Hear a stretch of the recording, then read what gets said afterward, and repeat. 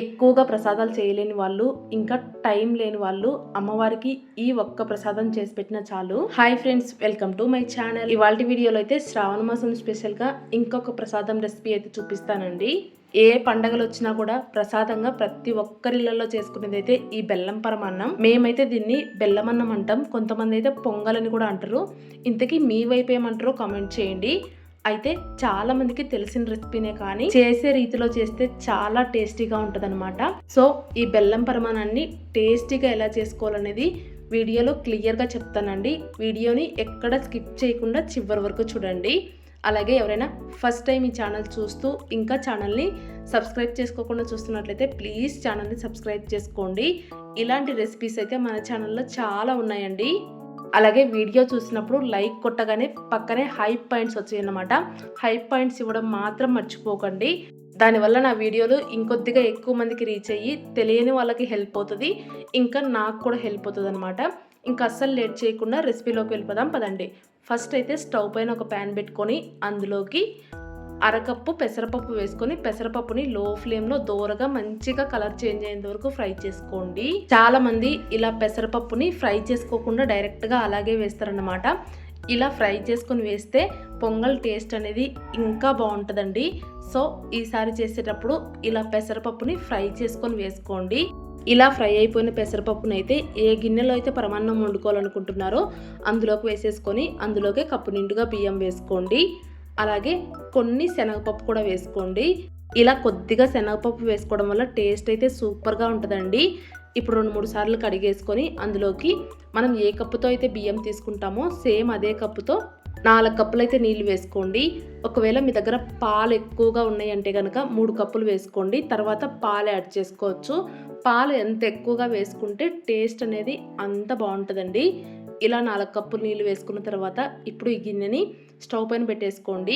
ఒకవేళ మీకు టైం ఉంది అంటే కనుక ఒక 10-15 నిమిషాల పాటు నానబెట్టేసుకోండి. పొంగల్ అనేది ఇంకా మంచిగా ఉడుకుతుంది అనమాట. స్టవ్ పైన పెట్టిన తర్వాత ఒక 2-3 నిమిషాల కల్లా ఇలా పొంగొచ్చి ఉడకడం స్టార్ట్ అవుతుంది.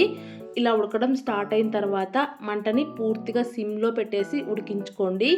కాసేపటికల్లా అన్నం మొత్తం ఆల్మోస్ట్ ఉడికిపోయి ఇంకా అందులో ఉండే ఎసరు కూడా తగ్గిపోతుంది అనమాట. అలా ఎసరు మొత్తం తగ్గిపోయిన తర్వాత ఇప్పుడు అందులోకి ఒక 1/2 లీటర్ పాలు అయితే వేసుకోండి. ఇక్కడ నేను తీసుకున్న క్వాంటిటీకి 1/2 లీటర్ పాలు వేసుకున్నానండి.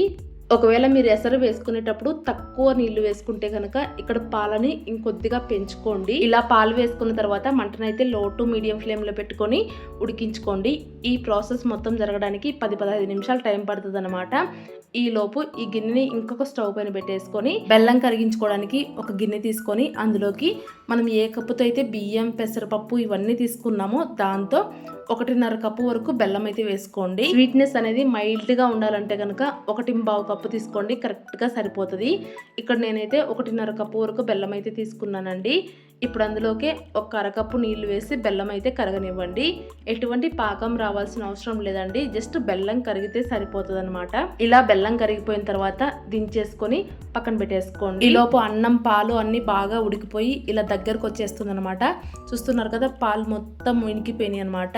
అంటే అన్నం ఆ పాలను పీల్చేసుకొని మొత్తం అంతా బాగా ఉడికిపోయింది.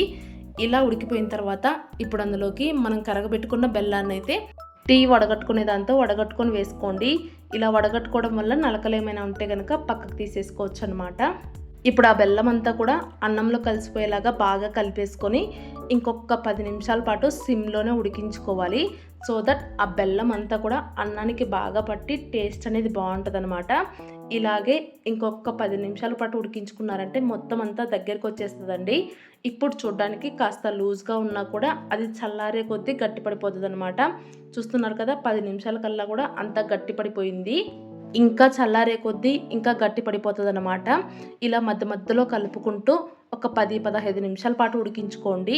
ఇలా అంతా ఉడికిపోయి దగ్గరికి వచ్చిన తర్వాత ఫైనల్గా ఫ్లేవర్ కోసం ఒక స్పూన్ యాలకుల పొడి, అలాగే చిటికెడంతా పచ్చకర్పూరం వేసుకోండి. ఇలా పచ్చకర్పూరం వేసుకోవడం వల్ల టేస్ట్ అయితే సూపర్గా ఉంటుంది. మీరు ఎప్పుడు కనుక పచ్చకర్పూరం వేసుకోకపోతే ఖచ్చితంగా ట్రై చేయండి, చాలా చాలా బాగుంటుంది అనమాట. పచ్చకర్పూరం అయితే మనకు పూజ సామాన్ దొరికే స్టోర్లలో ఎక్కడైనా దొరుకుతుందండి. కానీ వేసుకునేటప్పుడు మాత్రం చిటికెడంతా వేసుకోవాలి అంతే. అదే ఎక్కువగా వేసుకున్నారంటే చేదు వస్తుంది. సో కొద్దిగా వేసుకొని మొత్తం అంతా బాగా కలిపేసుకొని ఇలా దగ్గరకు వచ్చిన తర్వాత స్టవ్ ఆఫ్ చేసి కిందికి దించేసుకోండి.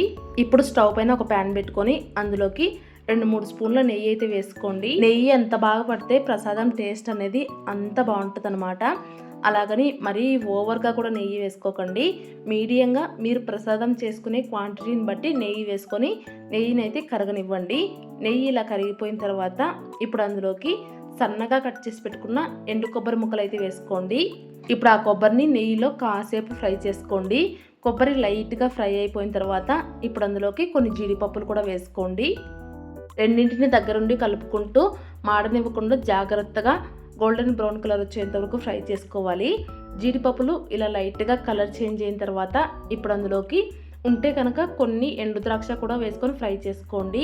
ఆల్రెడీ జీడిపప్పులు ఎండు కొబ్బరి ఫ్రై అయిపోయినాయి కాబట్టి ఎండు ద్రాక్ష ఫ్రై అవ్వడానికి ఎక్కువగా టైం పట్టదు. కాబట్టి ఇలా ఎండు ద్రాక్ష వేసినమ్మటే స్టవ్ను ఆఫ్ చేసి వేసుకొని కలుపుకుంటూ ఉన్నారంటే ద్రాక్ష అయితే చక్కగా ఫ్రై అయిపోయి ఇలా ఉబ్బిపోతాయి అన్నమాట. చూస్తున్నారు కదా. అదే మీరు మంట పెట్టి ఫ్రై చేసుకున్నట్లయితే ద్రాక్ష మాడిపోయే ఛాన్సెస్ ఉంటాయండి. సో ఇలా ద్రాక్ష వేయంగానే స్టవ్ ఆఫ్ చేసేసి కలుపుకుంటూ ఉండండి. అన్నీ కూడా చక్కగా ఫ్రై అయిపోతాయి. మనం ఏ రెసిపీ చేసినా ప్రతి ఒక్కటి మాడనివ్వకుండా ఇలా జాగ్రత్తగా ఫ్రై చేసుకుంటూ చేసుకున్నామంటే టేస్ట్ వేరే లెవెల్లో ఉంటుందండి. ఇలా డ్రై ఫ్రూట్స్ అన్నీ వేయించుకున్న తర్వాత మనం ముందుగానే ప్రిపేర్ చేసి పెట్టుకున్న అన్నంలో అయితే వేసేసుకోవాలి.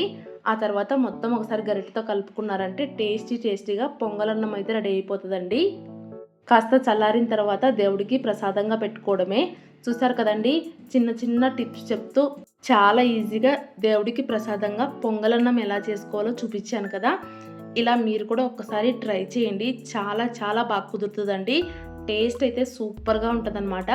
ట్రై చేసి మీకు ఎలా వచ్చిందనేది ఖచ్చితంగా కామెంట్ చేసి చెప్పండి. ప్రసాదాలన్నీ ఎక్కువ చేయడానికి టైం లేని వాళ్ళు ఈ పొంగలన్నం ఒక్కటి చేసుకున్నా చాలండి. మీరు కూడా ఈ ప్రసాదాన్ని ఒక్కసారి ట్రై చేసి ఎలా వచ్చిందనేది కామెంట్ చేసి చెప్పండి. అలాగే ఈ వీడియో మీకు నచ్చినట్లయితే ప్లీజ్ వీడియోకి ఒక లైక్ ఇచ్చి మీ ఫ్రెండ్స్ అండ్ ఫ్యామిలీ మెంబర్స్కి షేర్ చేయండి. ఇంకా కొత్తగా ఎవరైనా మన ఛానల్ చూస్తున్న వాళ్ళు ఉంటే సబ్స్క్రైబ్ చేసుకొని సపోర్ట్ చేయండి. బాయ్.